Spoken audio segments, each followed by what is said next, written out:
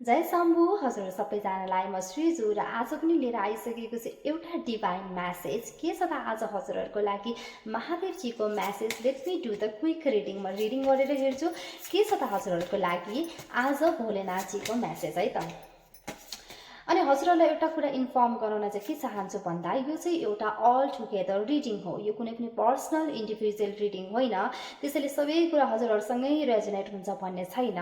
सबै कुरा रेजोनेट हुनको लागि चाहिँ पर्सनल रिडिङ पर्सन गाइडेन्स लिन सक्नुहुन्छ है त okay let me do the quick reading के छ हजुरहरूको लागि ओके सो आज जति पनि जना हजुरहरूले भिडियो हेरिरहनु भएको छ मोस्ट प्रोबेबली हजुरहरू चाहिँ यस्तोजना व्यक्तिहरूले हेरिरहनु भएको छ यो भिडियो जो चाहिँ नि केही न केही अपर्च्युनिटीको प्रतीक्षामा हुनुहुन्छ केही न केही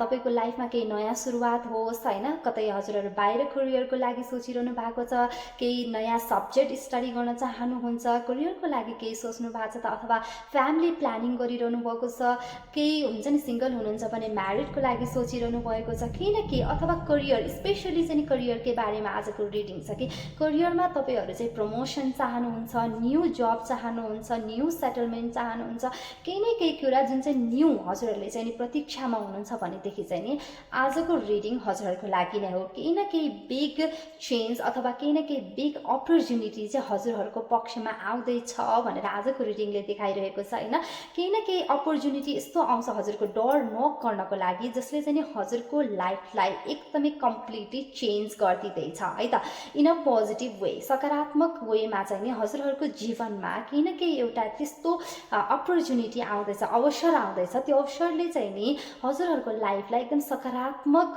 ढङ्गमा चाहिँ परिवर्तन गरेर तपाईँको जीवनलाई ह्याप्पी बनाइदिँदैछ भनेर आजको रिडिङमा देखाइरहेको छ अब त्यो पोजिटिभ चेन्ज चाहिँ के हो अथवा त्यो अपर्च्युनिटी चाहिँ कसरी आउँछ अथवा त्यो अपर्च्युनिटी कहिले आउँछ त्यो कुराको लागि चाहिँ हजुर अवेर हुनुपर्छ है त र यो चाहिँ अपकमिङ डेजहरूमा हुनसक्छ केही सालमा हुनसक्छ कसैको चाहिँ नि 3-4 इयर्स पनि लाग्न सक्छ र कसैको 3-4 मन्थमै पनि आउन सक्छ होइन त्यस्तो किसिमको देखाइरहेको छ आजको एनर्जी र केही न केही गाइडेन्स हजुरको लागि चाहिँ के छ यो रिडिङबाट भनेदेखि चाहिँ नि हजुरले अपर्च्युनिटीलाई चाहिँ चिनेर ग्र्याब गर्नु पर्यो है त यदि केही अवसरहरू हजुरले पाउनुभयो भनेदेखि चाहिँ ग्र्याब गर्नु पर्यो त्यो अवसरलाई होइन नयाँ जब पाइरहनु भएको छ त्यसमा राम्रो हुने जस्तो हजुरको मनमा इन्ट्युसन आयो भनेदेखि त्यो जबमा गर्नु जानु पर्यो केही बाहिर जाने अपर्च्युनिटी पाउनुभयो भनेदेखि चाहिँ नि ग्र्याब गर्नु पर्यो होइन केही न केही चाहिँ नि हजुरलाई मनमा चाहिँ राम्रो हुन लागेको छ भने जस्तो कुराको अवसरहरू तपाईँले केही पाउनुभयो भनेदेखि मेबी म्यारिज हुनसक्छ केही लाइफ पार्टनर नयाँ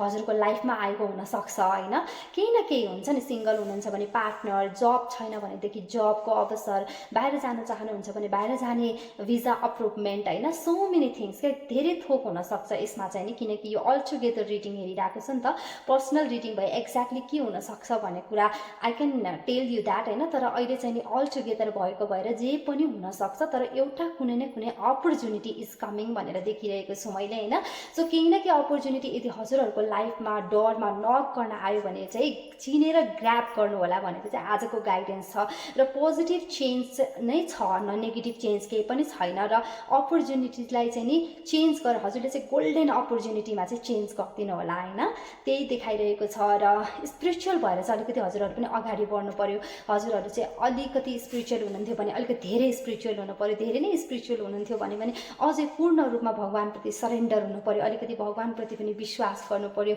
भगवान हुनुहुन्छ भनेर मनबाट तनबाट हजुरले विश्वास गरेर आफ्नो लाइफमा पोजिटिभ एनर्जी अट्र्याक्ट गर्नुभयो भने चाहिँ डेफिनेटली अपर्च्युनिटी हजुरहरूको लाइफमा आउँछ भनेर आजको रिडिङले देखाइरहेको छ यदि आजको रिडिङमा भएको जुन पोजिटिभ एनर्जी छ यो पोजिटिभ ब्लेसिङ्सहरू छ महादेवजीको ब्लेसिङ्स यसलाई चाहिँ नि क्लेम गर्न चाहनुहुन्छ भने आई क्लेम इट लेख्न सक्नुहुन्छ भिडियो मन पर्यो भने मलाई सब्सक्राइब गर्न सक्नुहुन्छ